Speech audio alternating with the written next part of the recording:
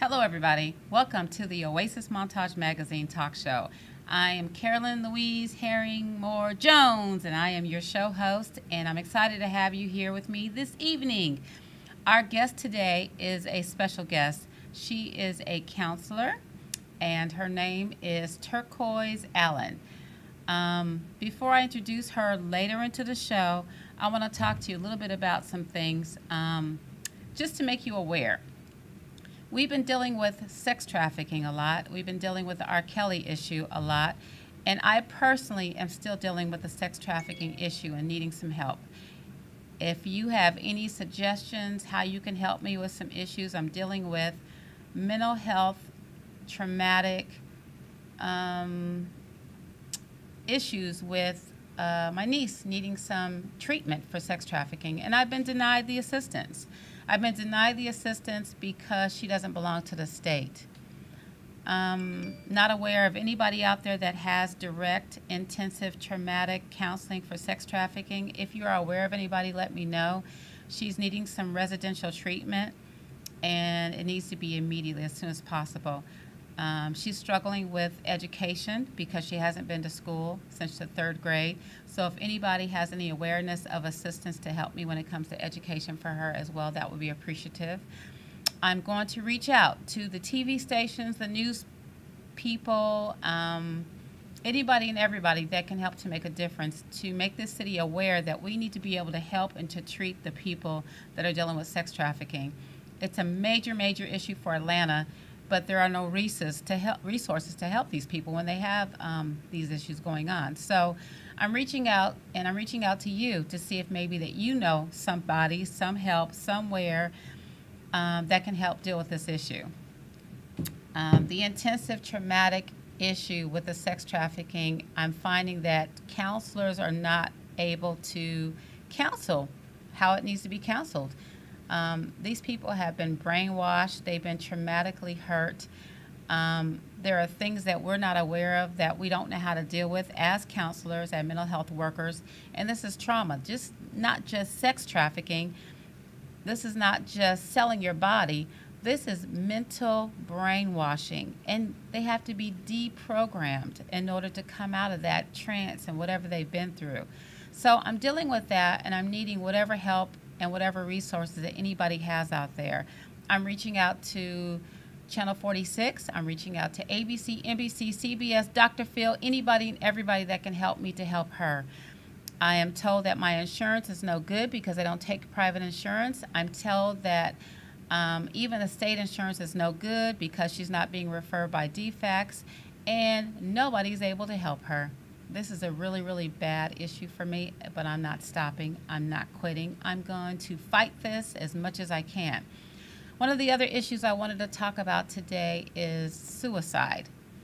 We have a lot of people taking their lives, and suicide is usually taken because of domestic issues, being bullied, being abused, just feeling like I don't want to live anymore.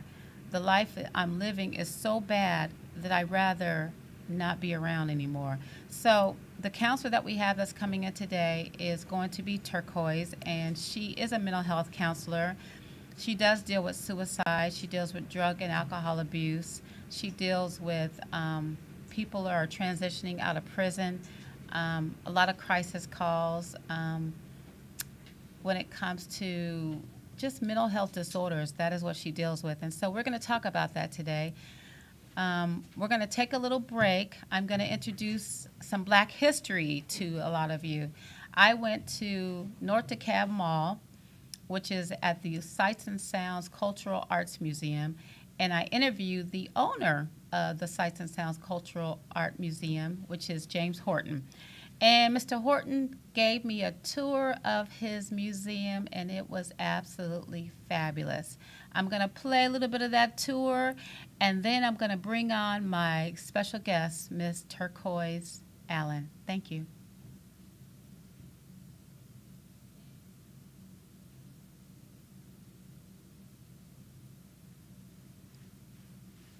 I'm going to count you in 1, 2, 3. Hi, I'm Carolyn Louise Herring-Jones, I'm with the Oasis Montage magazine talk show, and I am here today at the Sights and Sounds Black Cultural Museum in the Decatur Mall. The address is 2950 Lawrenceville Highway, Decatur, Georgia, 2050. And I am here at the museum with the owner of this wonderful museum, the executive director, and the collector of this cultural museum with Dr. Mr. James Horton himself. And I'm honored to be here to introduce this wonderful historian man who has been creating and designing everything that you see in the museum that takes you from the day you was born to who you are today as a black man. Mr. Horton, welcome to the Oasis Montage magazine talk show. Well, thank you very much, and I'm more than happy to being here. Oh, sure you think? Because I don't grant interviews too often. I know you don't. I'm honored to be here and that you're allowing me to interview Mr. Horton. It is, it's a great honor. Okay. Because you're such a historian, and I've been knowing you now for the last 3 years, I believe.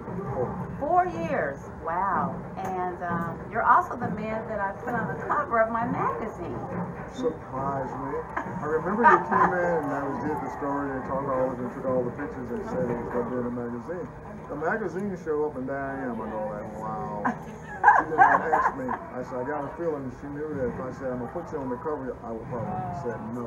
Please don't do that. You know, you're such an honorable guy that you say no to everything. But you said yes, yay! You know what? I have a copy of that magazine. Little Princess, could you give me a copy of that magazine that's yellow with Mr. Horton on it, please? I want everybody to see that this wonderful historian man is real. And when we did the article on Mr. Horton, he gave us a tour of the museum, and it was phenomenal. He has such a story that this magazine just tipped the iceberg of it. This is the magazine with Mr. Horton on the cover of the magazine. And it was written by a wonderful, wonderful writer, and she did an amazing job on Mr. Horton. She did. She did a fantastic job. I was very surprised when I read the article. I said, gee whiz, I reveal more to her than I normally do anyone. Yes, you do. Who's an interviewer me and asked me about it. Yes, you do. This was the opening page of the magazine that Masu did on Mr. Horton, and she did a phenomenal job. She took you on a journey as though he was telling the story, but we got to hear who Mr. Horton was from the day that he was a little tight with his grandmama to his collections, all those years that he did. And Mr. Horton, tell us a little bit about your journey in this magazine. Well, Sights and Sounds Museum actually got started when I was about 7 years old because my great-grandmother asked me to listen to her because she wanted me to travel the world telling our story. Right. And it's very important that you did that. Right. Well, the funny thing about that is when I was a young kid, if I can call myself that, I stuttered when I talked. Ah. Yeah, and people always laughed at me. Right. And I was kind of heavy little kid. You were? Uh-huh. Very nappy head. What? And I was always told, you little nappy head little boy, go somewhere and sit down. You're never going to amount to be nothing. But my grandmother on my father's side said to me, listen, don't you listen to those people.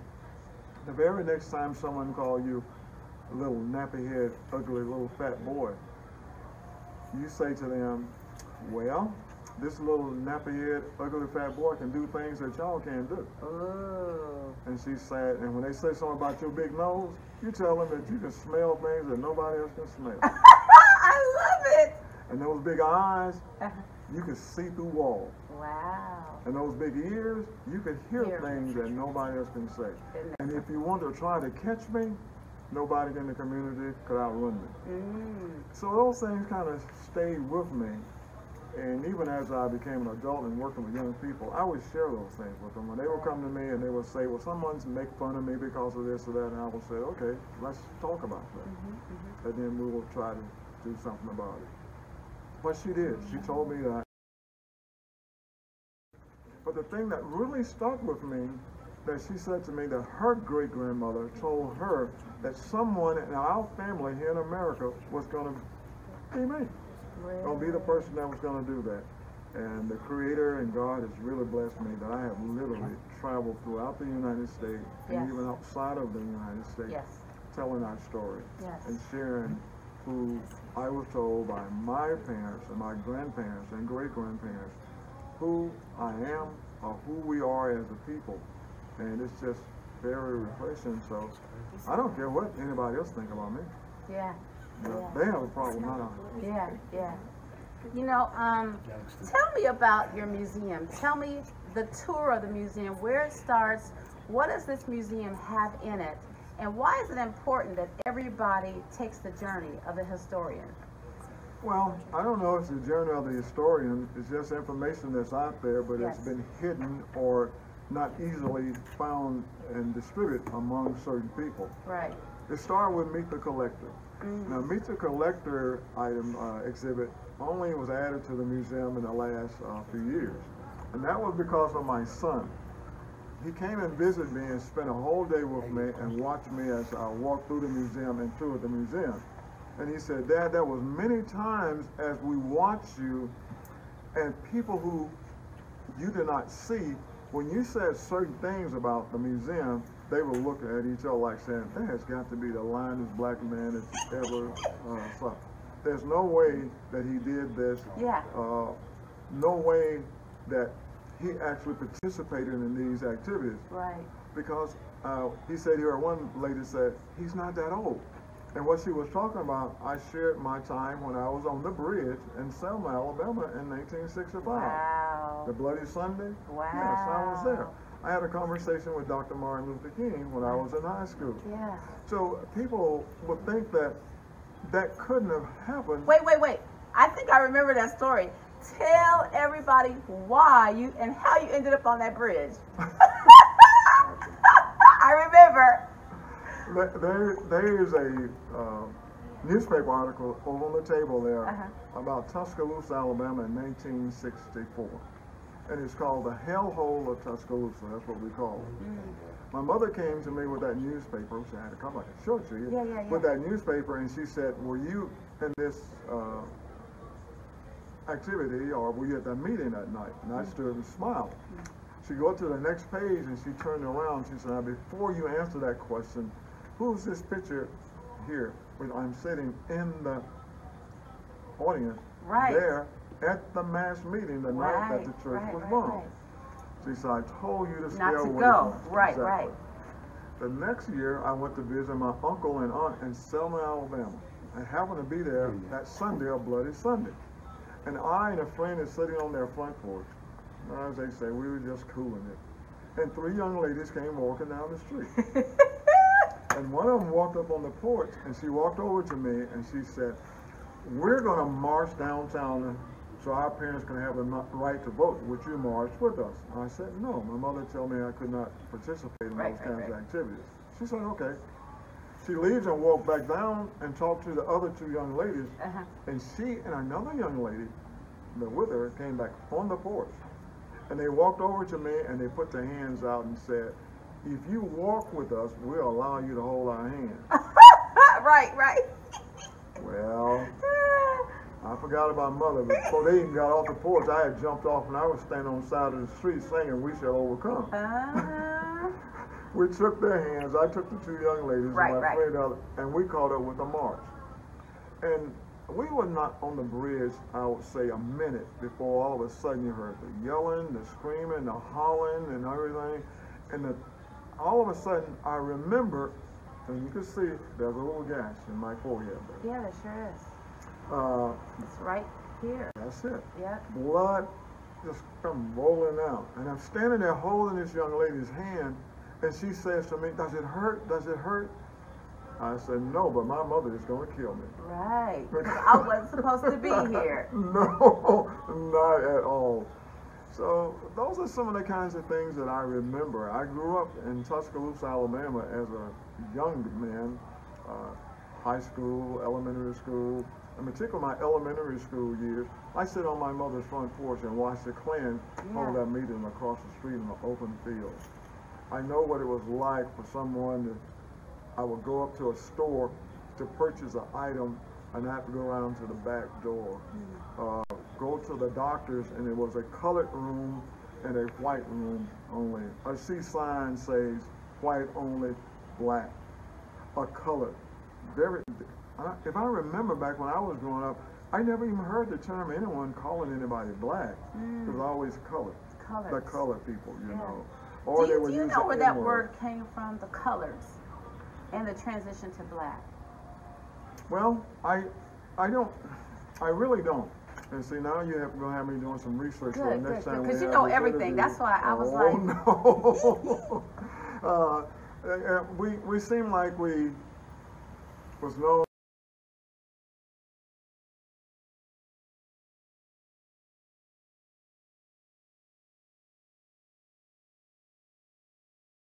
N-word, it was colored.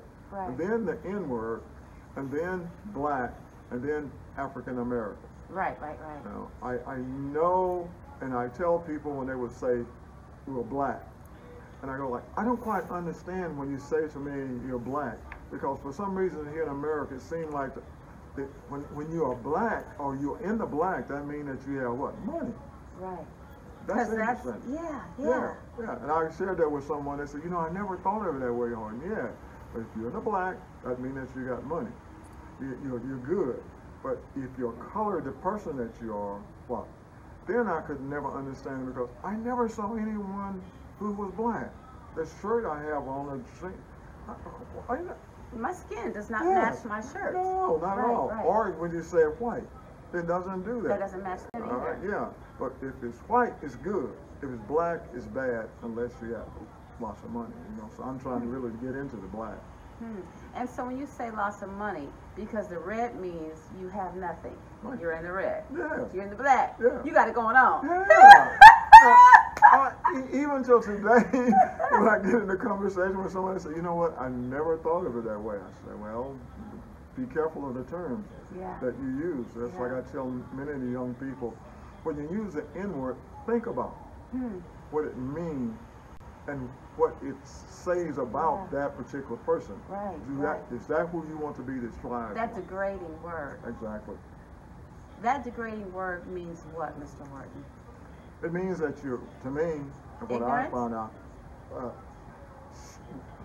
worthless. Yeah. And when you start calling people who we now describe as being black or African American, then you use the N-word to degrade them or their talent and who they are, then there's something wrong. Yes. There's something real wrong because... Yes. Well, okay, so I've been hearing and reading the Caucasians can't use the N-word, but the black people use the N-word all the time. Hey, all the time, and it's okay, but it should never be okay for anybody, period. Exactly. And the young people, when I was working with them on a daily basis, I just say, do you know that is degrading word? Yeah. And that's what they're saying about you. But we mean it as being my brother. My brother. What's a hello brother? Yeah, just say it. Yeah. Why you gotta be your Yeah, N? right. Because you're making other people think that that's what you are when you look it up and when you talk about it. Yeah. It's degrading. It's not. It's just as bad as calling in the rap songs the B word, the H word. All these words is just as bad as using the N word. Yeah. Because they're degrading words of that person or that culture or that female or whatever it is. Oh yeah. So we have to respect who we are and elevate what they think and be who we're supposed to be. Now, I tell young people, and I constantly tell myself that if you want to be respected, then you must respect. Exactly. You must show respect. And how do you do that? It kind of reminded me of my oldest son. When he turned 16 years old, he felt like it was time for him to go out and find a job. And I told him, you're welcome to do that. He came by my office there in Tuscaloosa and told me Dad he was going for a job. I said, okay, here's the key. So he was driving. He stayed gone for a couple hours and he came back. He said, I had the hardest time. No one even giving me an interview. Right. Yeah. Well, I said, here's what I want you to do. tomorrow morning when you get up, I want you to take a nice shower, put on a little cologne. Oh. Okay? Right. And I said, I want you to put on that so-called go-to-meeting church clothes. Mm-hmm. Okay? The professionalism. Oh, yes. The clean cut. I want you to put on some nice shoes. Yeah. Here, go get yourself a haircut. Okay? And I said, and when you go for an interview tomorrow, yes. the first thing I want you to do when you walk in, I want you to say, good morning, sir. A good morning, ma'am. Exactly. Thank you. Yes. And you know, like that kind of stuff. Yes. Thank you, sir. That's right. No, sir. That's it. Yes, ma'am. That's you it. know, he's looking at me like, I said, please Try do it. that. Try it. Okay? He dropped me off for work. He was gone for about 2 hours. And he shows back up. He walking in the door. I said, what's going on? You know, he said, I need you to help me decide which one of the jobs to take. And that's cool. And it was funny. And he said, and some of those same people, Dad, when I went to yesterday, they didn't even know who I was. Exactly. Exactly. Yeah, I mean, and what you just said is very relevant. And I taught my kids, you know, don't do what everybody else do. The trends, the tattooing up your bodies and all that stuff. I said, you think about it as an owner, would that represent your company? Somebody all tatted up for the public to see? And so my kid's like, well, Mom, can I get it? I would never hire you. And this is not going away because you think it was just a temporary thing. It's permanently in your skin until you permanently get it taken out of your skin. Exactly right. And it represents you and the caliber of who you are and the type of person you are. And it limits you of what you can and can't do. Right. And where you can and can't go. Right. And the types of jobs you can and can't have. As a professional, does it represent your profession? Yes. I do a lot of what we're talking about now as part of the museum. The trainings. And sometimes people will say to me, I love coming to the museum because not only do you get a history lesson, the society in which we live in today. That's very true. And that's very, very, very important because if you know where you came from, yes, you're going to make it yeah, to the next level. you have to know where you came You have from. to. And that's what's happened with so many young boys and girls, young ladies and young men today. They have no idea. They are being tricked and fooled. You sit and you watch this thing that some people call television, some people call TV, some people call the box. I call it telling you your vision. Telling you your vision. Yes. Wow. Yes. And that's true. I almost got in trouble because I almost said something about the Atlanta housewife, but they told me that if I ever say that in public, they probably would run me out of Atlanta and probably out of the United States. Oh, but there's entertainment, young people. Yeah. You know, and I don't like this idea that they have these so-called reality shows where they're showing you this way people behaving, the way people acting, and where they go, and they said reality. That's not reality. No, it's not. entertainment. It's entertainment. Yes, So it that is. this is entertainment. But many of the young people see that and they go out and they imitate these individuals and want to be like them, and it's not like that at all. No, it's not real. Don't try to be like Mike, because that ain't really who he is. That ain't really what you see. And even in implying to the fact that these kids want to be rappers and stars, do you not know those rappers take off those outfits and put on a suit and tie to get those labels, to get them and purchase them? They ain't walking around sagging and all that stuff coming out their mouth thinking that they going to get bought and purchased and invested in. It ain't like that. That's not the reality of it.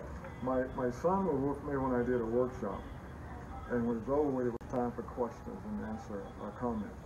One young man stood and he said, Mr. Horton, when I grow up, I want to be just like you.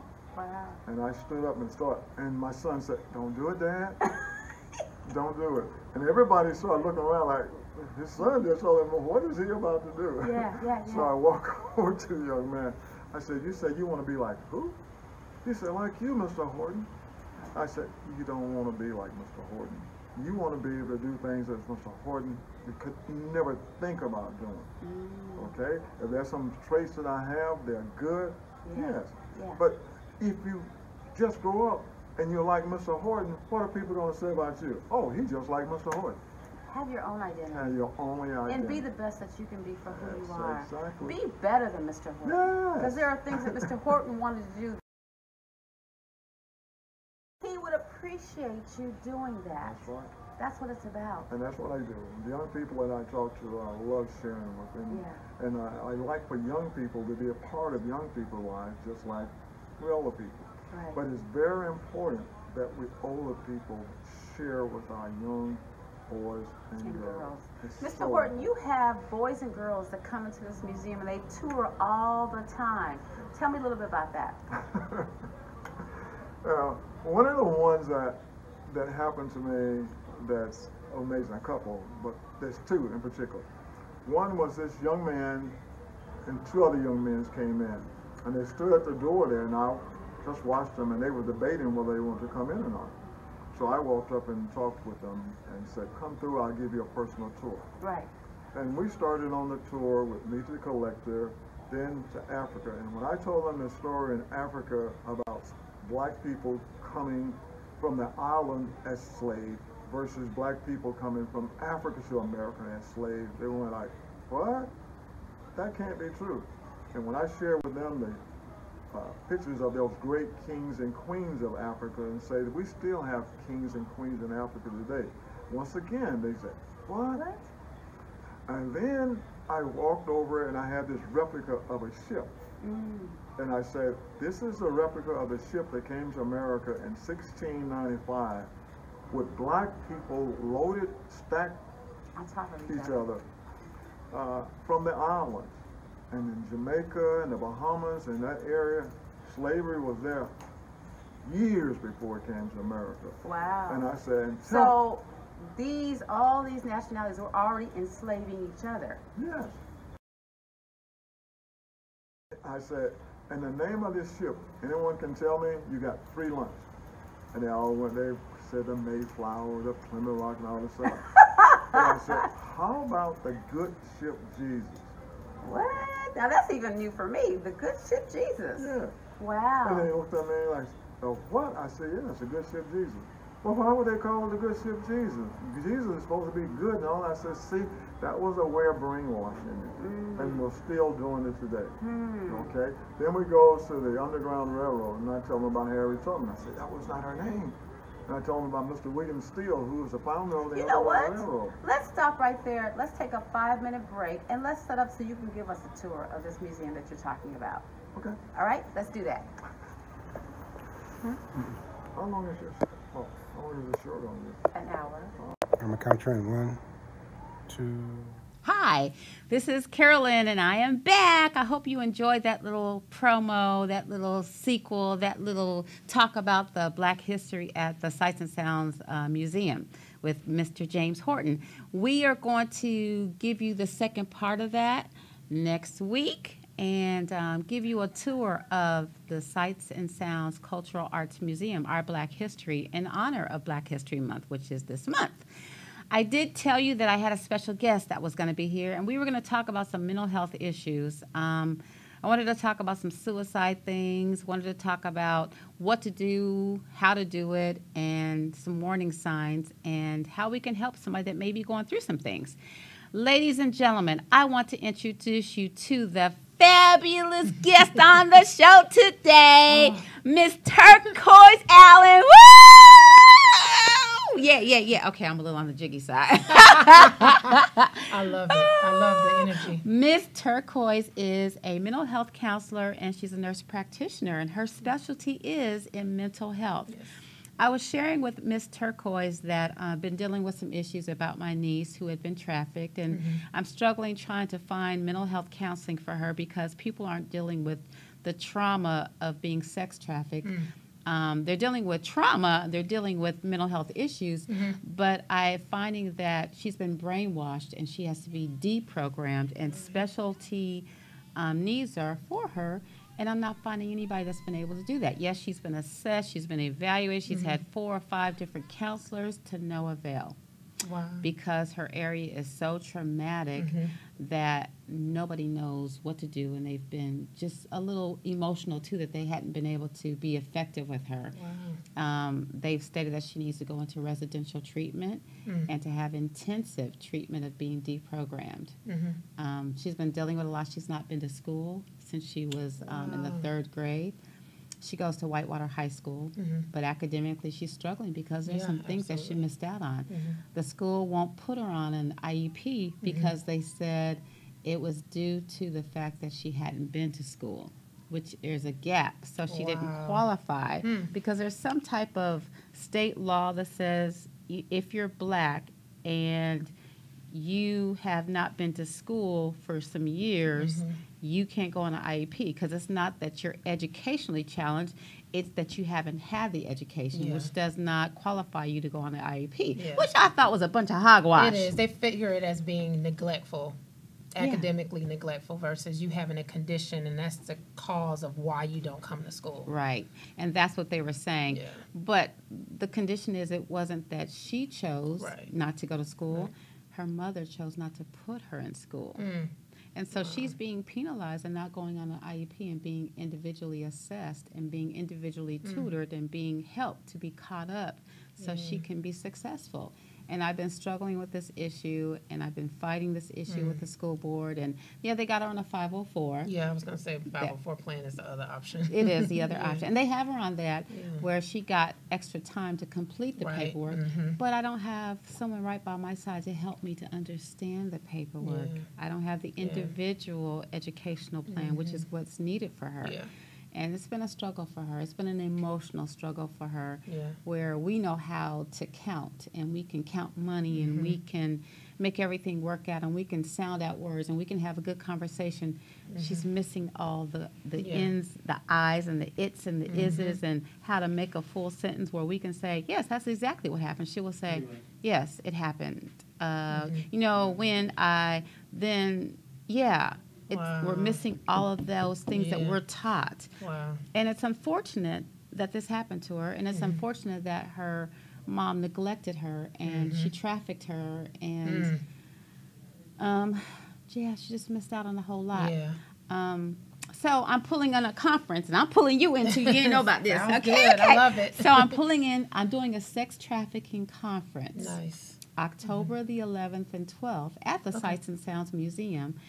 And I'm hoping by October that I'll have more information to how to help these girls if they've been trafficked.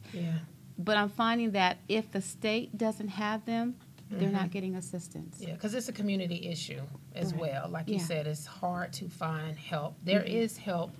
Help is very expensive. That's one of the other issues that a lot of folks can't afford. Those specialized, you talk about specialized folks who know about trauma, and we call that trauma-informed care. There are some folks out there who are certified in that, but they're very far and few in between. Right. A lot of the victims with the human trafficking that we're dealing with now, a lot of the issues that we're dealing with is all of the trauma and the victimization and the violence that they suffer. It looks a lot like the PTSD symptoms that we see in adults. And she does have PTSD. Yes, absolutely. And one of the mainstays of treatment for those individuals is therapy. To try to, as you call it, reprogramming, where we do a lot of cognitive behavioral therapy. To try to get them to be now in this reality versus that traumatic reality where she was at. Before. That's that's exactly what I'm talking about. And she's been in counseling. I have had her since July. She's been in counseling. She's even had someone come to the house and go to the school and go to counseling every week. And, we've been paying. But they have said we feel bad because we don't specialize in it. And we're missing it. And she needs intensive treatment. And I found that there's only like 3 facilities. No beds. They're all full. And the beds that were available, they won't let private insurance pay for it. And she has to be DFACS referred. And I'm like, what kind of garbage is this? And out of pocket is, as I said, is very expensive. People can't afford it. And that is part of the issue with, state funding places, residential housing.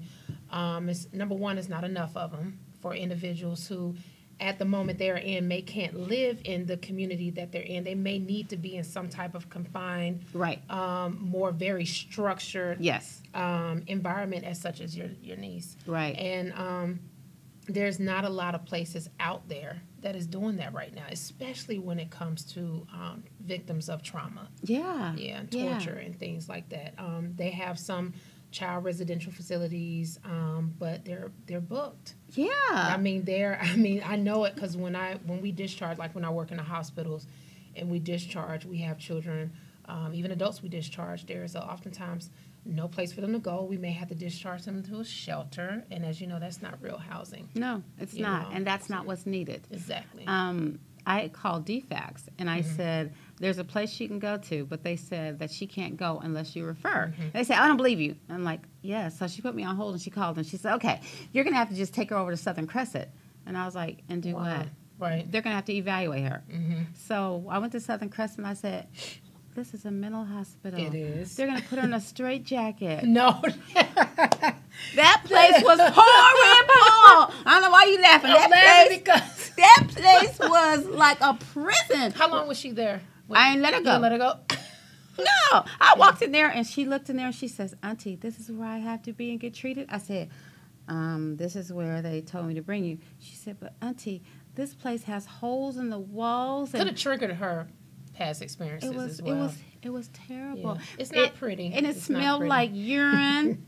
And the people were in there talking to themselves. And she said, do I have to stay? I said, no, you ain't staying up in here. You ain't mentally ill. Yeah. You need treatment. Yeah. Intensive counseling. You don't need no straitjacket. Yeah, and we don't use straitjackets anymore, but... Oh, boy. I looked at somebody that there is and illegal. We do not use Really? No, we Good, stopped good, doing good, that good. in the barbaric ages, long time ago. Oh, okay. But just to talk about inpatient facilities, Yeah. with the residential facilities, what the requirement is, because there's a requirement, a criteria you have to meet. Okay. And a lot of times that requirement is they want to see where you've had 4 or 5 hospitalizations. Yes. Before they'll even take you. So that's why they probably referred her. I'm not going to let them hospitalize her before she can get. I That's know. the most ridiculous thing. So It you're sitting is. there in the middle Yeah. ward, and it's like, okay, so I get out. Go again next week. Okay, I get out. Okay. Oh, now I can go to the treatment place I need to go. Who playing that kind of game? And I think what happened. Sorry about that. What happened is there were some individuals coming in, and they were either not really sick, or Right. it was a way for the facilities or the state to say, okay, let's regulate this. Right. We Weigh 'em have to out. see that you really need have- residential treatment Right, versus right. being in your home, because we all know it's no place like home. Yeah. And a lot of times it is very healing to be in an environment that is called your home. That's right. That's loving. That's right. That's therapeutic in itself. Yes. So yes. we'd rather individuals be in the home, but what we found is may not be the place for everybody. Yeah, yeah. You know. I mean, she's someone that needs to have somebody there every day, talking to Yeah, them every sure. day, the group counseling and Yeah. the one-on-one and how to function, Yeah. how to flow. And it's not that she's totally dysfunctional, but she's aware of it. You Yeah, know? She yeah. said, I know I'm supposed to do this way, but I don't know how to do it all the time. Right. Or I can't concentrate, I can't focus, and I can't complete things. Right. And, Yep. and I want to do the schoolwork, and I know I can do it, and I start, and then I can't finish it. Yeah. And so she's aware of it, Yeah. and she says, I need help. Yep. And it's no fault of her own. No. Because she has been, and I don't know how many years she was in that traumatic She experience. started at age 13 being 13. trafficked, and Okay. I got her at 16, and she just turned 17 maybe a month ago. Yeah, yeah. So she has been conditioned to Yes. think and learn a certain way certain and way. be, and it is going to take time. Yeah, Lots of love, yeah. lots of talking to, lots of patience, because she People doesn't. that understand her Yes, language, and that's absolutely. what I'm finding. And What about a support group? Have you tried to see if there's any support groups for? trafficking teenagers. Because there's a lot of women, excuse me, who experience that, or young ladies And they've started to develop a lot of different support groups Right. for those young ladies who are Right. experiencing that. And sometimes it takes, even if you think about you and I who go through our issues, sometimes it's comforting to know somebody else who's been there, understands. you know, Yes, and like you said, yes. talk the language and Yes. just be there with her. You're right. That's exactly right. you Because know. I know I'm a survivor of domestic violence, and Mm. for someone to tell me, "Why don't you just leave? Why don't you do that to that person or do that to?" And I'm like, "You've never walked in my footsteps. They've never been there. They've never been Never there." been there. And so you don't understand the language, you know, Absolutely. and it's like you got 3 kids, and then it's like the stability, and then it's like, Yep. what are they going to do about a dad? And then what are you going to do? And this is not how you were raised, and you Or know, the guilt, or if yeah. I had a friend who felt like, well, every time I leave, he finds me, so there's no point in me leaving. right.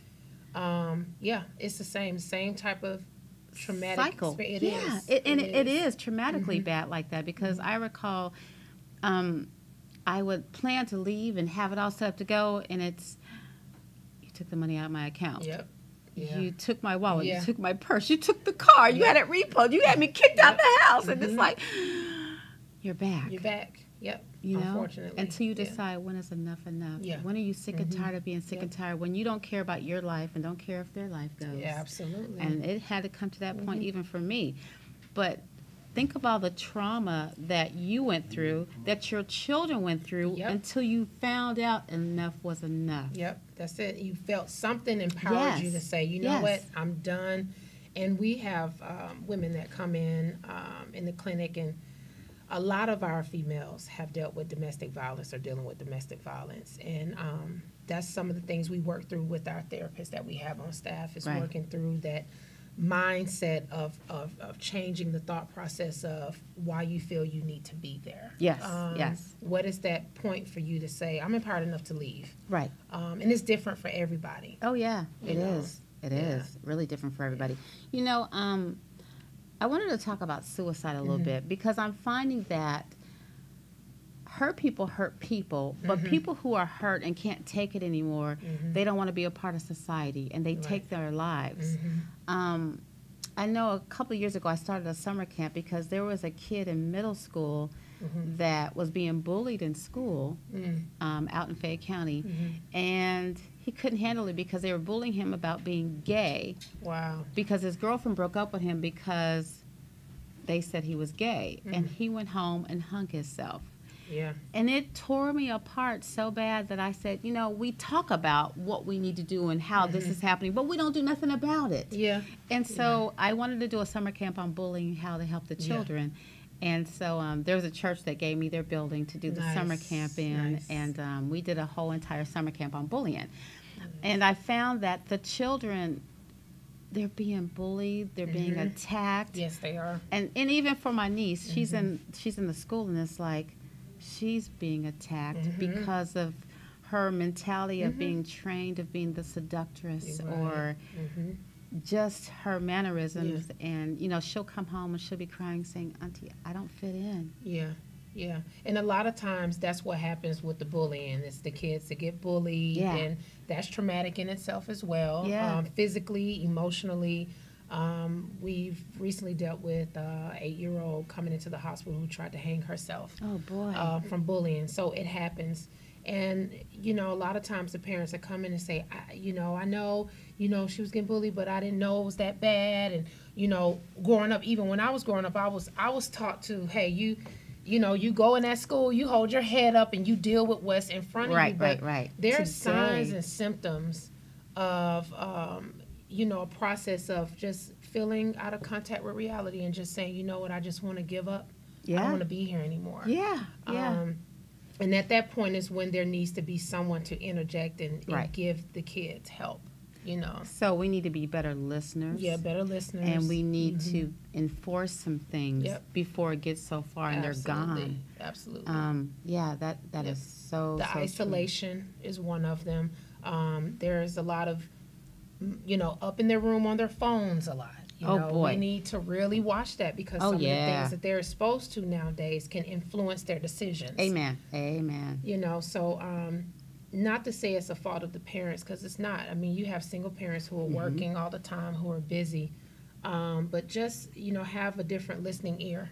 Yeah, You know, when most they're definitely. saying certain things. And Yes, the music they listen to, the music, things that they yes, watch. the videos, Yes, and all of that yes. can be an influence. Their peers. Oh yeah. That's the number one influencer of adolescents between the age of 13 and 18 is their peers. So get to know their friends. Oh yes. You know, who was in their circle, invite them over to the house. Oh, yeah. See what they're talking about. Right. But yeah, there's a lot of that going on as well. People deciding to say, I just can't take it anymore. I want to give up. And they don't have to No. because they they're don't. killing their future. Yes. You know, and they don't even know what they're going to become yet. That's You it. know? You know, and everybody was created for a purpose. That's right. And everybody Absolutely. has one. And Yep. I think if we tap into who we are, why we were created, Yep. what our passions are in life, and That's right. focus on doing that. And That's it. it's one step at a time. It is. And that's kind of what I've been doing with my niece. It's like, okay, yes, she can't talk like you, walk like you, do the work like you. She's not straight A's, but she loves music. Yep. She's a There you- singer. Oh wow! See, that right there could be Yes. the healing. healing for her. It is. To get her maybe in some type of music classes Yes. or singing classes. Yes. That could be the pivot for her. And You know? I found that she writes the music about what she's going through, and That's she sings beautiful. it. Wow. Your sister. Oh, see? Exactly. Your sister Ashley, my Yes. co-host. I forgot to tell Awesome. everybody. Her sister is Ashley Paramount, which Yes. is my co-host, and Ashley is her voice coach. Awesome. Ashley took her to the studio and recorded her song called "Need It," Wow. and the song was about, "I needed you, Mom, Mm. but you were selling me. Yep. I thought I loved him, he loved me, but it's not right to be. I got to learn to just love me." That's right. And awesome song. And that's hard to do for Yeah.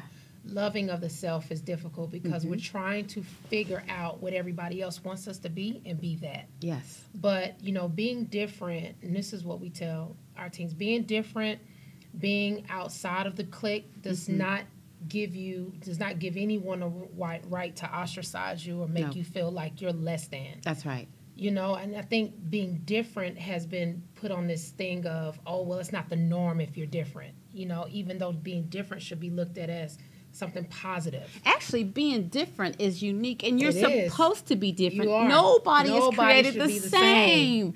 There's a Absolutely. purpose and a point Yep. to you being That's different. right. That's it. And you have Yep. to be happy with who you, You sure are, do. why you were Yep. created, and the fact that you're individual and you're unique. That's right. That's what makes it Yep. you special. Yep. And your difference and your pain Yes. is where your purpose is. Ooh, that was deep. Say that again. Your difference and your pain is where your purpose lies. Your difference and your purpose. Difference and your pain is where your purpose is. lies. Your Yep. difference and your pain. Interesting. Oh, you definitely have to be in that conference that I'm doing. I'm loving it. Because that's usually where the pain is usually where the working is. It's usually where the dealing is. It's usually where God bridges the gap. Yes. You know what I mean? Yes, yes. That is usually where your purpose lies so that you can go back and help everybody else who has been similar to you and help them. So that's a lot of times why we don't understand it when we're young. Right, right. But that is usually the main thing that usually takes people on a different level is them recognizing, okay, you know, I've been through this, I've struggled with this, this is my pain. How Right, can right. I use this? Right. So tell me about Big Heart, why you started it, why you're doing what you're doing, and the services that you offer at this outpatient mental health clinic. Yes. Okay. So Big Heart was started by my husband and I. We're Oh, both your husband's a co-founders. counselor. Yes, Oh, yes, that's he is. amazing. Yes. The We- partnership. I know. Yeah. And it's nice. It's nice to work with your best friend. But we That's started. awesome. We both have been in the mental health field for over 15 something years. Wow. And we saw the gaps in the care as far as people getting discharged from the hospitals, going to shelters. It's not a lot of outpatient mental health clinics in certain areas. You're right. So we took a leap of faith. Amen. Just that. Wow. And we said, hey, you know what? Let's take a year. Let's do some research and build this. And we built a team. Amen. And we started the clinic. That's awesome. And we're fairly new. We're in Conyers, Georgia. Okay. And we have a full-time psychiatrist. We have a therapist. We have a clinical social worker. I'm the nurse practitioner. We also have a substance abuse counselor as well. So we wanted to be a one-stop shop. And that's so what it is. Yep. So individuals who are dealing with whatever they're dealing with can Right. come in and just get help and That's feel what it's and about. feel like it's okay to be you where you are. We're going to work through this process of recovery with Oh, you. amen. So we don't push medication. Good. Good, We believe in therapy. There you go. We really do. And sometimes there are some individuals who we see and we say, listen, maybe you should try this. But that's Yeah. not the goal. Right, It's not the goal. Right. We want you to be the whole you, Amen. you know? And so but the whole you is identifying who you are. that's right. And once you identify who you are and your purpose, you may not need the medication. That's right. Because a lot of that depression is because I don't know who I am. I don't know who I am. I don't know and I'm who I- lost. And how do I Yeah. figure this out? And what Yeah. are the answers? And what should I do? Exactly. And there are some folks, you know, that can use a team of people to help them. That's right. It's okay to get help. I Yeah. think that's one of the things. I know I that might our need commu- some help. Like, it's okay. No, I mean I said that. I said that like that. But you know, of being married to my ex-husband for 10 years, domestic violence, the broken legs, choked unconsciously, locked in a house, going to jail for a week, trying to leave all these times and never being able to. And then finally saying enough was enough. I was sick and tired of being sick and tired. I was really going to kill him. I was, and as a matter of I can believe fact, it. the lady, it was a lady from my church that said, Carolyn, I heard over the phone that you asked my husband to take you out to the shooting gallery and don't do it. I'm like, you heard that. Somebody gonna tell me that I'm premeditating it. Listen, you know, but that you felt at the time that was your out, I although did. wrong or right, you know. Yeah. But you didn't do it. No, I didn't do it. No. And praise God, He sent me yeah. a hero that rescued me. There you go. But in the beginning, I was not ready. I was Yeah. attacking him, going, you know, you're too good to be true. Opening my car doors, you're being so kind. You're buying me everything. You're doing everything. Yeah. You're paying for everything. So you're bringing back up the old into the new. I had to heal. You did. And I had Yep. to understand you are not who he was. You don't do That's what right. he used to do. And it took a minute. Oh yeah. I mean, I felt sorry for my husband today. It was a year. He was But like, God Carolyn. knows who to put together. He does. I And mean, he's seriously, amazing. God knows who to put together, and your healing is different from somebody else's healing. Yeah, that's right. You know, just that's right. you got to find what your recovery looks like to you. That's right. You That's know? exactly right. But those things that lie deep, they come out. Sometimes they come out in different types of Yeah. behavior. Sometimes it's verbally Something just saying triggers it. Something would trigger it, and that part can be dealt with. Oh, yeah. You know, Oh, yeah. that part can be dealt with. So at your clinic, you deal with the drug abuse, Yep. alcohol abuse. Alcohol You abuse, deal we with do. People who have been in prison, I think, too. Yes, incarcerated individuals who have trouble transitioning back into the community, Society, right. society. We deal with folks with schizophrenia, bipolar disorder, anxiety, depression, personality disorder. We do Everything. it all. That's We do awesome. it all. That is a one-stop shop. Yeah. Because I worked in forensics and mental health, and Really? I Wow, that's did. where I started. Really? I sure did. It was it's one way of either you do or you don't. Either Yeah. you get it or you don't. That's Either you it. can or you can't. Yep. It's no gray No, areas. no, it makes you or breaks you. Yep, It's like, that's right. okay. Yeah. But no, I loved working in mental health and and counseling, and I've been a caseworker for 20 years. Wow. And so that's part of it, because Yeah. you deal with a lot of that. I've been that CPS worker and Okay, taking the gotcha. children out the home and helping the parent get the children back, and advocate in court, and just a lot. And so what you do is a one-stop shop to get everything done. Yeah. How do people get into? Is it insurances, and what do you take? We do take most major insurances, including Medicaid, Medicare, Blue Cross Blue Shield, Aetna, Humana, Cigna. We TRICARE. TRICARE. We take TRICARE. Because I'm TRICARE. Yeah, we do. We take TRICARE. We do. I mean, my mind is going blank, but we take most major. Insurances. The only one I think we probably don't take is Better. Okay. But other than that, CareSource, WellCare, Oh, AmeriGroup, Good. all of those. Yeah, we do Good. take. Good. So yeah, and you can either submit on the website, a contact us form, or you can call. Good. So your place of healing is called Yes. Big Heart, Yep. and it's at 1506 Klondike Road, Yep. Suite number 403. Yes. You're in Conyers, Georgia, 30094. And you have an outpatient mental health clinic that's a one-stop shop. And your phone number, tell people how to reach Yes, you can reach Big Heart at 770-285-6699. And they can email They you. can also email at us, that's us, at bigheartllc.com. Amen. That's awesome. Tell us also what we're going to do up in her next. Well, supposedly hosting a show Yes. regarding mental health and basically how to be you in your recovery. I think that's good. Spirituality is also an important component. So we're taking this to God in Yes, prayer. absolutely. Yeah. Absolutely. He's a healer, Yes, he is. you know, and you got to be a believer of Yeah. something. You got to Yeah. have faith in something, and you got to know that you know that you know that there's a purpose in your life. That's right. And so Yeah. God is amazing. Yes. So when you got involved in this mental health, what made you focus on wanting to do mental health? So when I was a little girl, I used to have dreams that I was talking criminals out of killing people. Yes.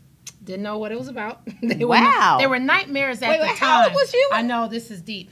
I was very young, 6, 8. It happened all through my teenage years. Wow. And then I grew a need for helping people. Amen. And I started mentoring kids at they call it the youth villages now, but it was Inner Harbor. Inner Harbor is out in Douglasville. Douglasville. They were telling me that's Yep. where my niece needed to go. Is that a good place? That is a great place. We could talk Okay. about that Okay, too. more. okay. And then I was doing it at the Bridge in Atlanta, was another facility for adolescents. Okay. And then I heard about that. went through some experiences myself, suicidal attempt. Oh, Jesus. And depression and anxiety, and just lost, confused, didn't really feel like I had a place. And then I began to go through a divorce, and was contemplating suicide again, and got into church. I was always raised in a church, but I Yeah. kind of was like, But you know what? You can be raised in a church and That's go right. there every Sunday, go to Bible study and BTU and all those Yeah. things and not be Yeah. in Christ. Because it's the application of the Yes. word that is Yes. what anchors us. Yes. You know, so I didn't know how to apply what I was learning in church, There you which go. most young kids don't. And then my mom allowed me to come back and stay with her. And she fed me, you know, not just food, but spiritual food. And I started to heal from everything. And I was like, you know what, I'm going to be a nurse. That's it. And that was the start for me. Oh. That was a start. So I said all that to say that although you have those experiences or dreams or things happen to you, I cannot confer any more stronger than I'm saying that all of that leads into that purpose. All of it, all the good, the bad, works. Oh, yeah. Oh, you know? yeah. Oh, yeah. And it's just a matter of allowing yourself to go through it and walk through it and recognizing that it's painful and finding something, a way out of it that's not harmful to you Amen. or anybody else, Oh, that's it. you know. And that's what I did. I began to just say, you know what, I'm going to do this. This is what I'm going to do. Yeah. And I went into nursing school, and it was hard. I got my master's, and I saw the goodness of, you know, what I went through. And I didn't understand, like, why did I have to go through this? Why did I go through all this trauma and everything? Yeah. You had But to be it a made testimony. sense. Yep. And it all made sense Yeah. when I walked into that career. And so that's how it happened. That's how awesome. that started. That's yeah. an awesome testimony. And I do understand the depression of a divorce, and Yes, it's absolutely. so heavy on you because you got well, for me, I had my kids going, "Mommy, we miss Daddy," and I thought I had to understand that what they see is going to affect their future. That's it. I did not want them to end up with somebody that they had been seeing every day, choke their mom, That's right. knocking her downstairs, kicking her, Yep. shoving her, Yeah. cussing her. I was like, no, I want you to have somebody that God's going to send to you. That's right. That's going to treat you like a queen. Yeah.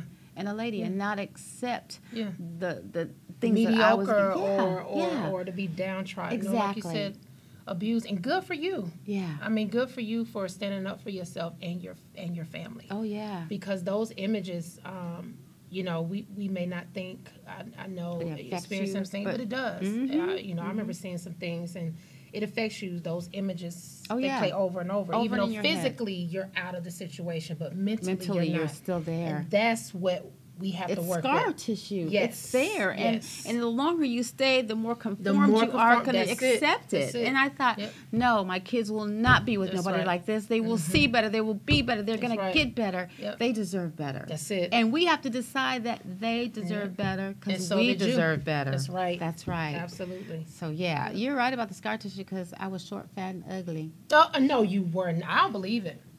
Boy, it's still scar tissue. And people saying, Carolyn, you're getting so small. Because in my mind, I'm still short, fat, and ugly. Yeah. So psychologically, I eat one meal and I won't finish it all because I'm still in my mind thinking I'm short, fat, and ugly. And that's what we call a learned behavior. Yeah. So you learn how to be in your environment in certain situations, and it plays on you constantly. It does. Until you start to, and that's kind of what cognitive behavioral therapy does. I might need that therapy because I'm still short, fat, and ugly. And no, you're not. It switches your brain to view it a different way. Okay. That's the best way I can put it. Okay. A lot of medical terms that I don't think nobody really get. But it kind of changes your thought process. And what we do is say, okay, when you get triggered, what was the event that caused it? We start examining what's triggering you to be a certain way. Okay. You know, that is awesome. It's amazing. And I'm grateful and thankful that you shared that to know that there is help. Yes. There is help out there. And that mental health treatment, it's okay to receive it. Yep. What's wrong is when you don't receive it and you need it. Yep. Because there's help out there. That's right. And everybody has something. Whether Absolutely. they choose to admit to it or not, everybody got something. That's right. I'm just saying. Yep. But I know we're running out of time. Okay. But I've enjoyed talking to you. Thank you. I'm going to have you on the show again because I need help. Look, we can help each other. Amen. How about that? But what's so awesome is that you and your husband are a team. Yeah. And you're out there helping people that need help. Yeah. And that there is help out there. That's right. And again, you all need to be calling this lady, Miss Turquoise Allen, if you need help. She accepts all insurances. She's all about healthy minds, body, and your spirit. Right. She is located at Big Heart, 1506 Klondike Road, Suite 403 in Conyers, Georgia. And the phone number is 770-285-6699. And your email address? us@bigheartllc.com. And you have a website? Yes, www.bigheartllc.com. Well, we are going to conclude our show. I'm excited. I'm so glad you made it. Thank you. And I'm so happy that you're going to have a show on here so I can ask you some advice all the time. I love it. Thank y'all so much for having me. I'm so happy you came, and I'm grateful and thankful. And let us close out with prayer. Because I didn't open in prayer because I opened up with my little cultural show and the Black History thing. But anyway, most gracious Heavenly Father, we have come to you, God, just to say thank you. Father God, I want to thank you for what you've done, what you're about to do, and enlightening us, opening our eyes to know that there is help out there, God. You are an awesome God, and you have allowed people to come into our lives that can help us through the Spirit of you. And these are God-fearing Christian people, God, that love you and know you, and they are trained to understand how to help your people. And we are saints of God. We are your servants, God. We are grateful, thankful for what you've done, what you're about to do. God, dispatch your angels around us as we dispatch on the highways and byways. Continue to protect us and to guide us and strengthen us. Thank you, God, for allowing this guest to be here. Protect her, guide her, and strengthen her on the highways and byways as she's dispatched to go home. We are loving you, praising you, and adoring you in your majesty name. Amen. Amen. Amen. Amen. Amen.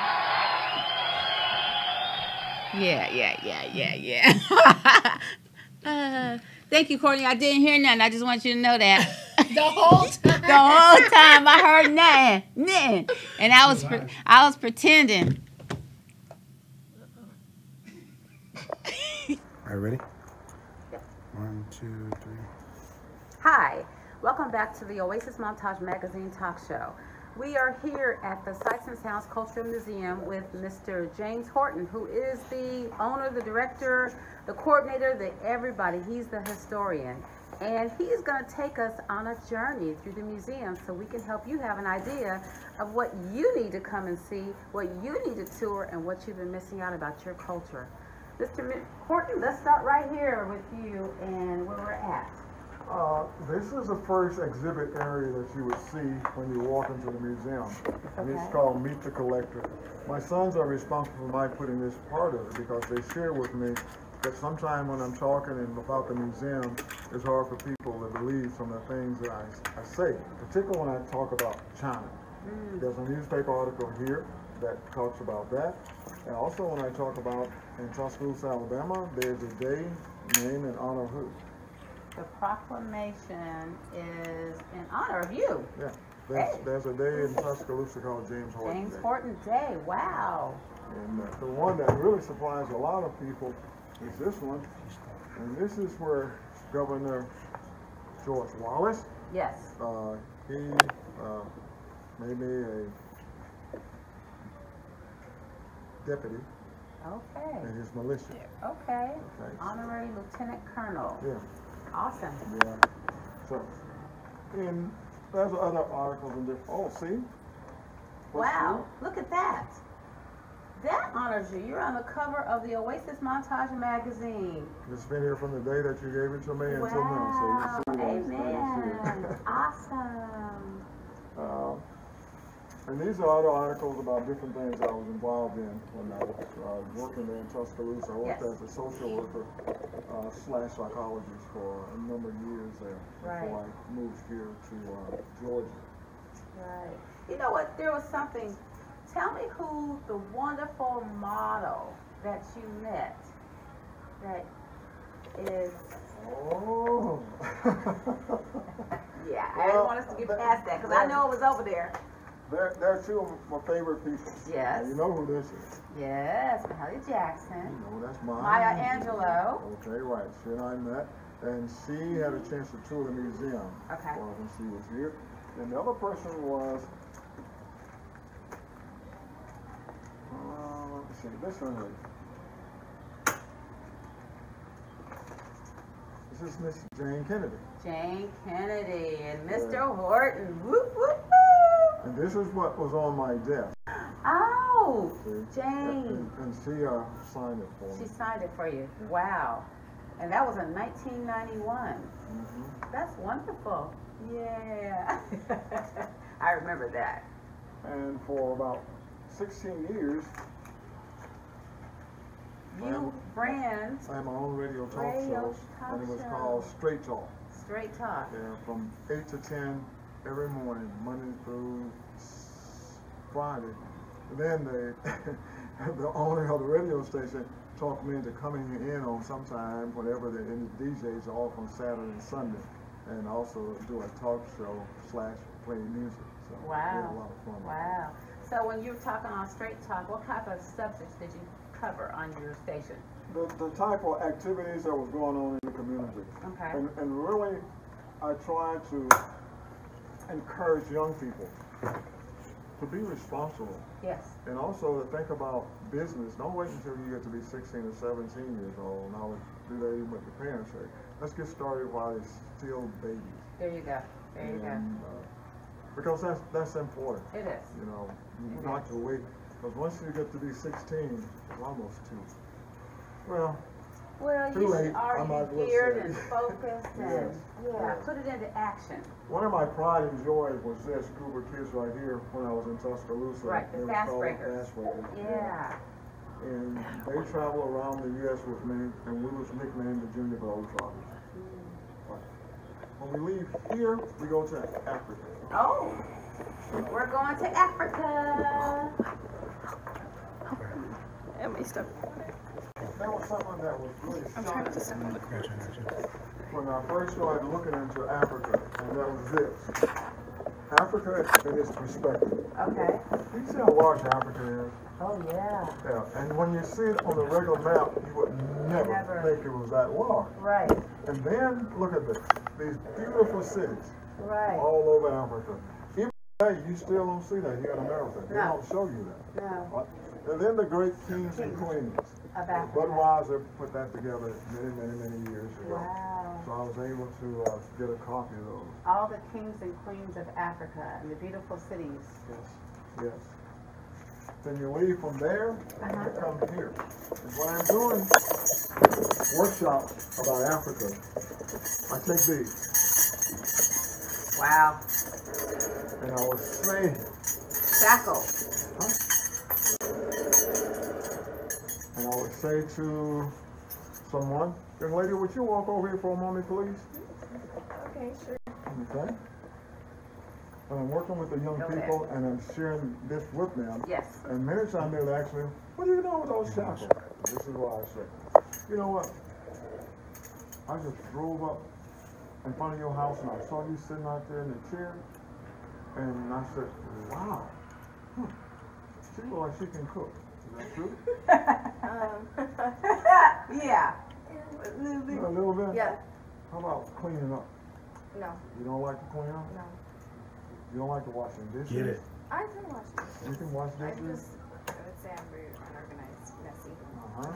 How about ironing clothes and anything like that? Well, I don't care whether you can do that or not. You are going with me. Oh. Get in my truck. Oh, wow. Let's go. Wow. Are you going with me? And then if I said no. Are you going with me? No. You're not going with me? No. And if I reached to grab you, what were you going to do?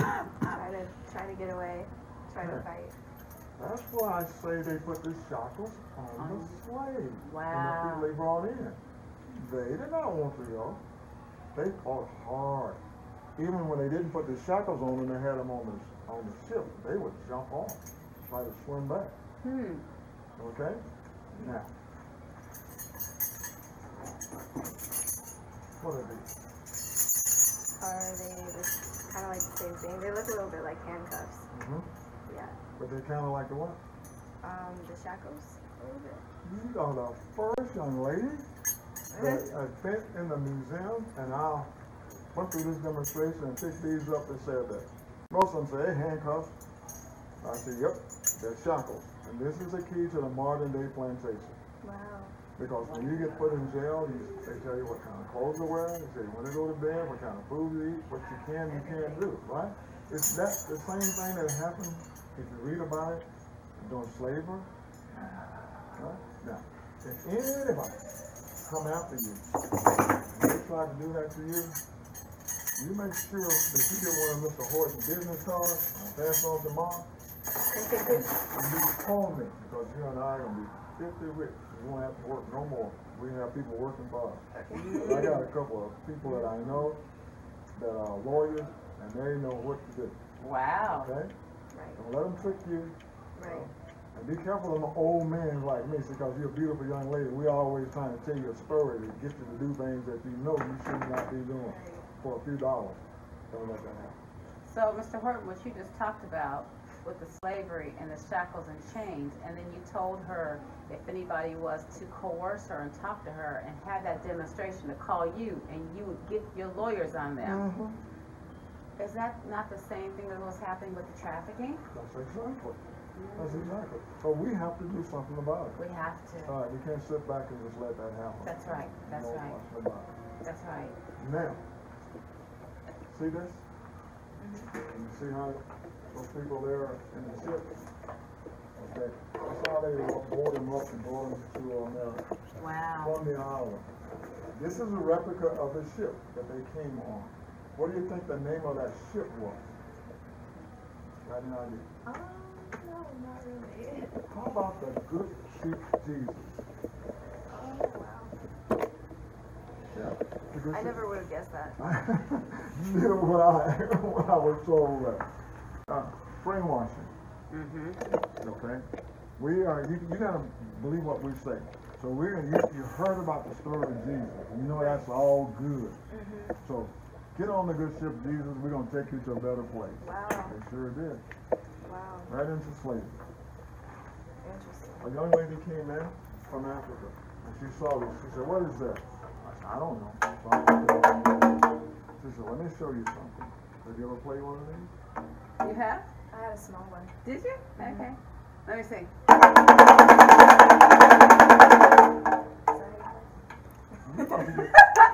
She's about to get hired around here as soon as I get some money. Hey!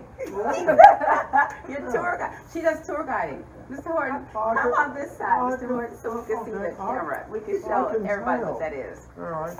She said, "I want you to take this, Mr. Horton, and put it in your hand and do this."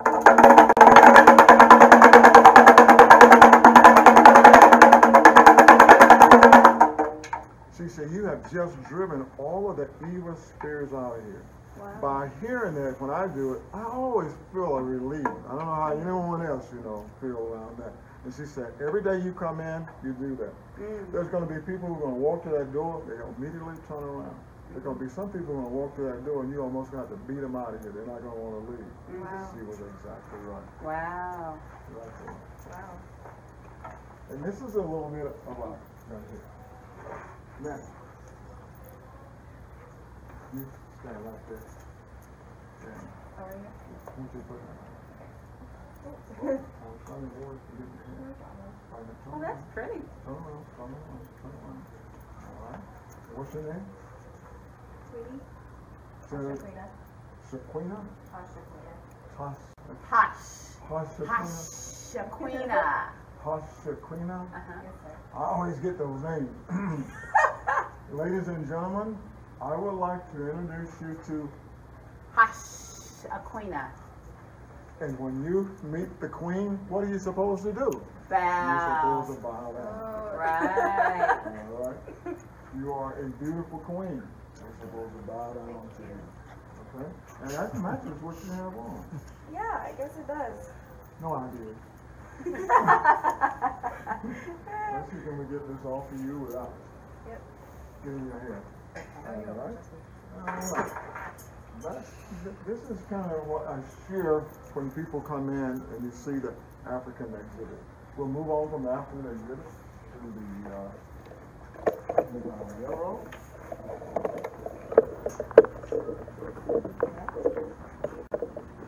This is also a very unique part of the exhibit. I call it a unique part because when you hear Underground Railroad, who's the first person you think about?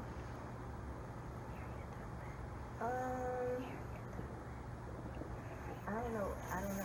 Who's the first person you think about? Moses. Moses. Harriet Tubman. Because they call her Moses. Moses. Yeah. Harriet Tubman. Right. Yes, Harriet Tubman is most what people think about. That was not her birth name. When she was born, her name was not Harriet Tubman. And her name was? Arminty Ross. Or Minty Ross. Did you know that, Queen? Because that's what they was looking for. They was looking for Arminty Ross. Okay. And she changed her name because they knew that they were looking for her. So when they walk up and they see a group and they say, "Who's that gal Arminty?" No, Arminty Ross. And she said, "I don't know. My name is Harriet Tubman." Very, very, very smart. Interesting. Yes. This is her great-great-grandniece. I know her. Yes, Wow. yeah. She's on the back of the The new Oasis Montage magazine. Exactly right. When she left in March, she told Yes. me, "I'll see you next year." Oh. Her daughters keep saying to me, "All we have to do is mention Atlanta," and she wanted to know what Mr. Horton doing. Right. I got to find out about my mom and you. I said, she just has so much information. Yes, she does. And I try to share the information that she passed on Yes, she to me does. as she comes. We're trying to give knowledge of information that's out there that related to us, but most people don't know. Right. A perfect example is this. Do you have a $2 bill? I do. Right. I do. On the back of the $2 bill, this is a $2 bill. Right. If you look real close there, you will see a black John. Oh, There right it is. there. Right There you there. go. Right there. I never noticed that until now. Exactly. They are still in circulation. You can go to the bank and ask for them. That black gentleman is John Hanson. John Hanson was the president of the Continental Congress / United States before we officially became the United States. Wow. This is a picture of Mr. Hanson right here. Yep, John Hanson. John Hanson. Mr. Horton, Yes. there is a story that you didn't tell, and we done passed him up, and it's my favorite story. Little Jimmy. Isn't that his name? About the horse? Jamie. Jamie, yes. That's Jamie, the lawn jockey. You see that? Jamie the lawn junkie. And when most people see him, they think of negative kinds of things about him. Right. Jamie played one of the most important roles. Yes. They have to identify him some kind of way. So if you saw him standing out inside in front of one of the plantations or a house or something with a lantern on at night, you knew that was Safe Haven. Yes. That's Jamie the lawn Yes. jockey. I do tell a story about how he became that, but that's a long story. It is a long story. Right. So when you become Tour guide. You need to know that story. you already know that. Okay. Pass that on to people, you know. They'll probably rather hear from you than me. Yeah. The other one that I like here is this one. This is a slave document. You can Wow. see here, 18 what? 1828. 1823. Right. And what happened is that this gentleman owned 2 little girls. It was on his plantation. Wow. He gave them to his daughter. So what he had to do was create this document saying that it was no longer his, they're now hers. So back during this time, your mother and your father could be standing right there with you. There's nothing they could do. He made the decision about what he wanted to do with you, and he passed them on. Wow. Slave document. Yes. That's the original. That was given to me. Someone brought it. Wow. I encourage people to read this. It's called, ooh, The Willie Lynch Letter and the Making of a Slave. Exactly. Now, there are people who say that's not true, but you read this, and you're going to, online, and look it up. And you're going to pick up the phone, and you're going to call me, and I'll say, thank you, Mr. Horton, I didn't know that. But exactly what he said to the slave owners back in the early 1600s, whatever. If you do what I tell you to do, a day will come 500 years after slavery is illegal. You don't have to worry about it. They will enslave themselves. wow. Think about what we're doing to ourselves Yeah, today. that's true. We're enslaving ourselves. That's right. They don't have to. All of a sudden, we depend on them more than they depend on us. That's not where it's supposed to be. Okay? Have you ever touched real cotton? I have not. I mean, I've had like cotton balls, but you know. Real cotton. You're about to Lena. touch the real stuff that comes out of it. It's not going to bite you. Yes, it will. It still has seeds in it. So this is real cotton from slaves that they used to pick from the, It's so soft. Yeah, but this is not from an actual slave field. This is from a cotton field that's being still out there today. But that's what they was picking. They tell you about how they would prick their fingers. right. See, you have to pull it out of here. Oh, and they prick their fingers Yeah. from pulling the cotton. Oh, I get. Oh, that is really sharp too. Exactly. Wow. Wow. That's what that is. Okay. Any more questions about this? Nope. This is an interesting one. Did you know there was not only one president that was black? Yeah. 6 black presidents. Thomas Jefferson, Andrew Jackson, Abraham Lincoln, Warren Harding, Calvin Coolidge, and Barack Obama. So you're saying all these presidents are black? They say in America, if you have 1 ounce of black blood in you, then You you're are what? black. What does it say under his name about him? served 2 terms from 1801 to 1809 and was described as the son of a half-breed Indian squaw and Virginia mulatto father. Wow. So that makes him what? That makes him black. There you go. And Abraham Lincoln? Served from 1861 to 1865, was said to be the son of an African man. Lincoln had dark skin and coarse hair as his mother allegedly came from the Ethiopian tribe. Wow. Wow. There you go. Amazing. Okay. So Calvin Coolidge served from 1923 to 1929 and supposedly was proud of his heritage. His mother's maiden name was Moore, and the name was given to European blacks. Andrew Jackson served from 1828 to 1837 and is said to be the son of an Irish woman who married a black man. Wow. Warren Harding served from 1821 to 1823 and had a No, very 1923, 19. sorry. 1921 to 1923, and apparently never denied his ancestry. Evidently, Harding had black ancestors on both sides. Interesting. Okay, talk about our president. Barack Obama, okay. He is half white but strongly resembles his Kenyan dad. Most acknowledge him as black, which is why people identify Obama if elected as the first black president. Wow. That's a very, very good fact.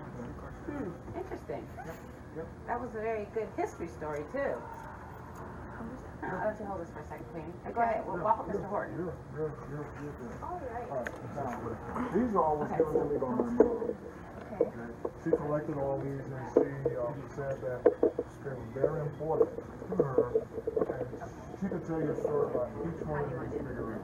Wow. Either like a grandchild or a neighbor or something like when she was growing up as a child herself. Wow. The one that I start sharing with people here is this gentleman here. His name is William Steele. Right here? Yes, this one. And he's known as the father of the Underground Railroad. He's the one that came up with the concept and the idea of developing the Underground Railroad. Wow, okay. So, if you could tell me anything about any of these statues, whatever one you remember, which one would you say is your favorite one out of all of these? I don't know. It seems like it's kind of hard to pick a favorite, huh? Yeah, because my mom, she collected all these herself. And there was one From top to bottom. from top to bottom. Wow. All these are hers. Mine are not even here.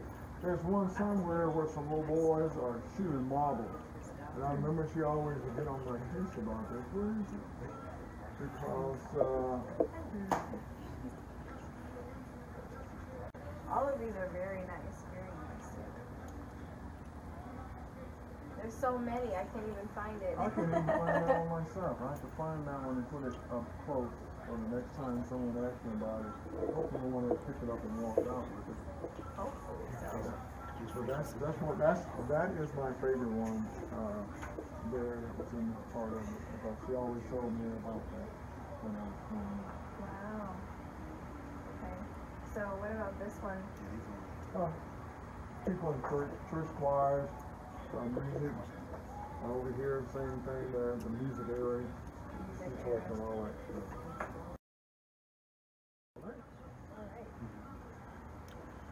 Move on. Yes, we can move on.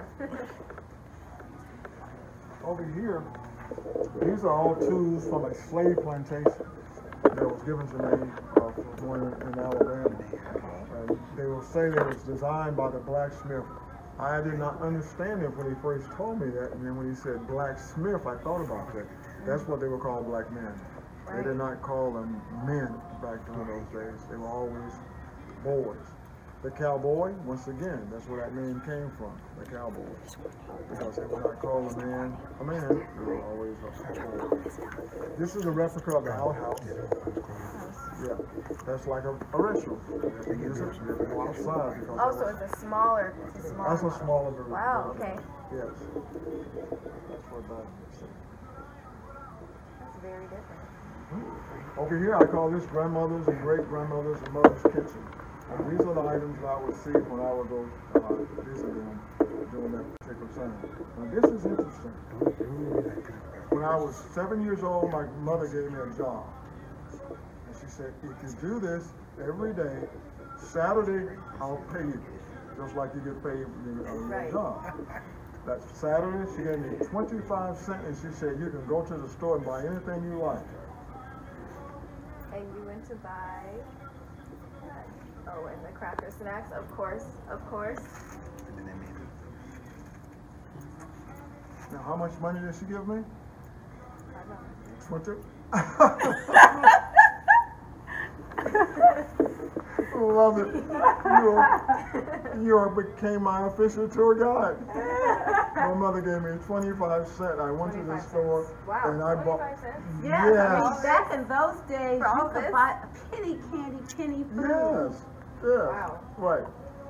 So she didn't have no problem with me doing anything. I would say, anything else I need to do? Because I think she would add a little money to it. But I did. I gave the man 25 cents. He gave me change. Wow. There you go. That lets you know how things have changed. Yes, That really changed. Yes. All of that would be, a lot. At least about $7 now. yeah. Yeah. Mr. Horton, Yes. we're going to wrap it up as soon as you get to Embracing Heritage. We're going to take a break and we're going to conclude with our tour next Monday and come back and do part 2 of the historian Black History. So let's go ahead and continue. We're going to stop right there. Okay. All right. As I mentioned to you earlier, these are kinds of things I saw when I went to my great-grandmother's house. Okay. What do you think this is? To me, it kind of looks a little bit like an ice machine. We call it It's like an ice the- tray back It's then. an ice tray. So you put the water Yep, in. water in there. Yes, I had one of those in the Ice tray. 70s. Yeah, it looks like that. It looks like that right there. Oh, yeah. That's and this is, they put on the table, you put it on like this, and Yep. it's the meat grinder. Oh, yeah, you put meat in Put here, meat you inside it. wind it up. The The Parmesan cheese thing? No, it's not a great Oh. Parmesan. And this one, my mother told me to make sure I take off the table. She said, do not put that on the table and stop telling people about that. Guess why? How Now, come? you're like, How come was that? because this was my baby bottle. Are you serious? Yes. She would take the Coke, pour the Coke out. She would put Milk in it water, juice, whatever. and put a nipple on top. Really? Wow. There it is. Interesting. Now, you still can find the nippers today, so you know. Yeah. Oh Oh, my. What you said, Courtney? Fisher. Fisher? Official. Official. Official. Official. But you know what we what? need. That's what I we need. see parents would give them Coca-Cola in it like that too. Oh, yeah? Give child some sugar. Oh, yeah. And Cocaine. this is the old waffle maker. The waffle iron. That's the waffle maker. It's not okay. Isn't that cool? So I'm guessing like the way that it had been set up, because there's this part, right? And then there's a part under it, there's a hole because That's fine. the stove and the fire. That's for the fires that Oh, heat wow. it up. And you just flip it over, just like you do the ones today. You would go to the store, buy items. Yes, They the would green give you stamps. You wouldn't know that, but yeah. I remember. Food stamps? No, they're No. the green stamps, and the more you collect, it allows you to have free things when you come to the Exactly. store. You got these when you went shopping, grocery shopping. They gave you some of these, and you put them in your book. You have enough of them saved up, and you go back to the store. You're allowed to have free items. Exactly right. I remember. And my mother would not let me put my finger in the water. You have to lick them. Lick 'em. And Yep. most people I come through, I ask about that. So Yep. I remember that. I asked my mother where my baby's shoe was. She said, when you was born, your feet were so big that you only wore socks. I do that for my kids. I bronze their shoes, their baby shoes. They stopped bronzing after a while, but yeah, I used to bronze all my kids' shoes. Now, I told my barber, this is why I don't have any hair today. Because these are the first clipper that he used to cut my hair. Wow. Oh. Wow. I don't remember seeing those. So there's a blade in between these. Yep. You put the Take thumb- that, your thumb in there, and you click, click, click, click, click. Oh, wow. Okay. Oh, like this. Oh, yeah. Wow. I want to see if it cuts. Want to see if it cuts your hair? Oh, Just saying. I'm glad I was here to rescue you. No. But I kid him about that. I said to him, now I know why I don't have any hair, because you pulled it all out by the roots when I was a kid growing up. Wow. We're about to add a new exhibit area in here, and it's going to deal with hair, grooming, and also we're going to trace the hair from Africa to the present day. Yes, exactly. Wow. And that's what we're doing. That's what's coming through here. Thank you. All right. We didn't talk about the first straightening comb. I know that because I'm a cosmetologist. Oh, the hot comb? Yeah, the hot comb. Shoot, I had a stove and everything. Oh. Yes. I watched my sisters cry Oh when they were boy. growing up. Yeah. Because my mom would put this, beat it up, Uh-huh. straighten it. Uh-huh. And then she would take these Yep. and curl it. Curl it. Yeah. I have real ones like that. Wow. The real stove and That's- everything. And that's because of Yep. Got the Murray's grease and everything. Wow. That's Look what at that here. No, it didn't. Oh, really? Because if you knew what to do, it didn't cook it. It straightens it out. Yeah. That's how I learned. And then here came along Madam C.J. Walker, and she created this firm relaxer that has Oh, a hair right. like this. And she had a different hair Right. products. Okay. Wow. All right. That's your walk from Africa to grandmother's and great grandmother's kitchen. All right, all right, all right. We are gonna come back next Monday, and we are gonna start with embracing your heritage that enhance your future at Mr. Horton's Sights and Sounds Cultural Arts Museum. And this is going to end our tour for today. And we'll be back next Monday for part 2 that's going to finish the journey and the tour of this wonderful cultural Sights and Sounds Museum. Mr. Horton. Okay, and I thank you very much for being the tour guide for Sights and Sounds I Black tried my Culture best. Museum. Thank you so much for showing me all this. You did a great job. And this is going to be your new tour guide. Miss Hashaquina Earth is going to be working here with Mr. Horton. Okay. We sure got to find some money from somewhere. That's a community service hour that we're going to do. Community service hour. High school requires it. Well, thank you all for joining us today for the Oasis Montage Magazine Talk Show at Mr. Horton's Cultural Sights and Sounds Museum. And we will see you back for part 2 of the Thank you museum very tour. Thank you all. Thank you, Mr. Horton, for being our guest today. Thank Jesus. He is saved. I know a man named Jesus, and he is good God Almighty. Look at here, y'all. I took you around and changed. Jesus will set you free. The reason why I know is because I know a man named Jesus. Sing hallelujah to our God. Glory hallelujah is to our God. Every praise to our God. Woo! God my Savior.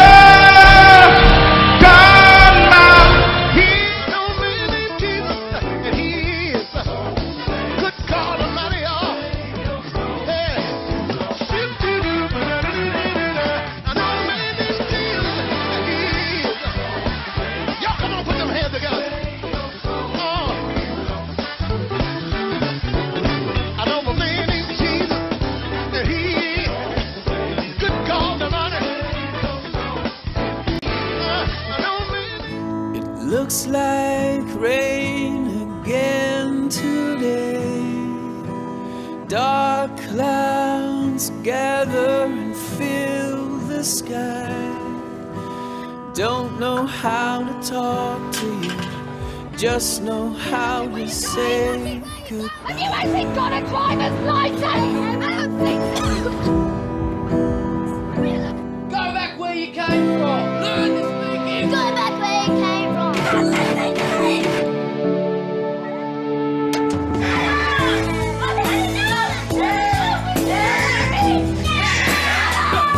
Is that what you think?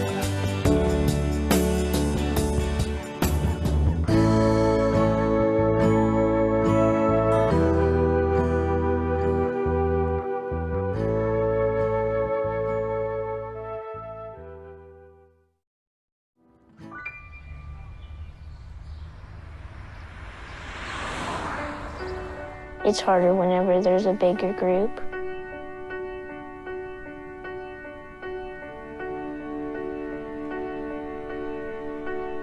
Pretty much a good day for me would be people leaving their hands off of me. I'm always called names. Everywhere that I go, there's always someone calling me names, calling me gay. I've been choked, thrown up against a wall, punched. Nobody's ever tried to help me.